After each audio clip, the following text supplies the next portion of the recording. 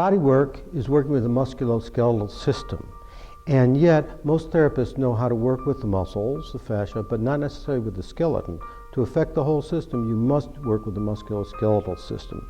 Zero balancing is a therapy that specializes in doing that, bringing in the skeletal as well as a soft tissue component. And bones, we forget, are alive. Bones absorb the shock, bones respond to the shock of walking, for instance. And so, for instance, if we're looking at the foot, we can see that these three bones, the cuneiform bones, are very broad at the top, but if you look at the bottom, neat that they are much narrower at the bottom, and that results in them critically forming an arch in the foot. If we then can work to enhance the flexibility in that arch, the spaciousness and the functionality of those bones, then we can really affect the whole body, because the foot underlies every single thing we do. And so in zero balancing, we're going to evaluate these bones, how the movement's flowing through them, and then we work to get even greater balance and freedom.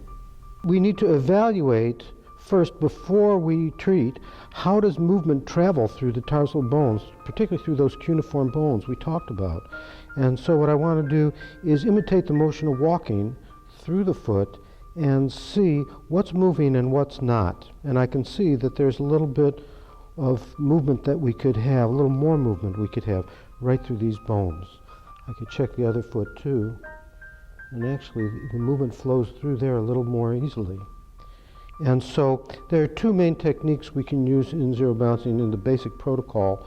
One is to just press onto the top of those tarsal bones and then to engage the whole body, because the foot underlies the whole body, we affect the whole body, and then to introduce a curve through the tarsal bones that helps open them up as the fingers here making contact with them also kind of spreads them open, and the body gets a chance to allow more spaciousness, more balance, more energy flow through the tarsal bones. Alternatively, to be even a little more specific, we can hold the heel, hold the fingers over the tarsal bones, introduce this pull through the whole body, and then just with your fingers press in through the skin, through the muscles, into contacting the ligaments and the bones here, and hold that while the body relaxes at the bone level. Remember, bones are alive and they need to be relaxed. They absorb tremendous amount of force here, and so their relaxation is fundamental and underlies the entire balance and function of the whole body. And then we can integrate with just a little bit of movement and reevaluate. Seeing that movement is flowing more freely through the foot.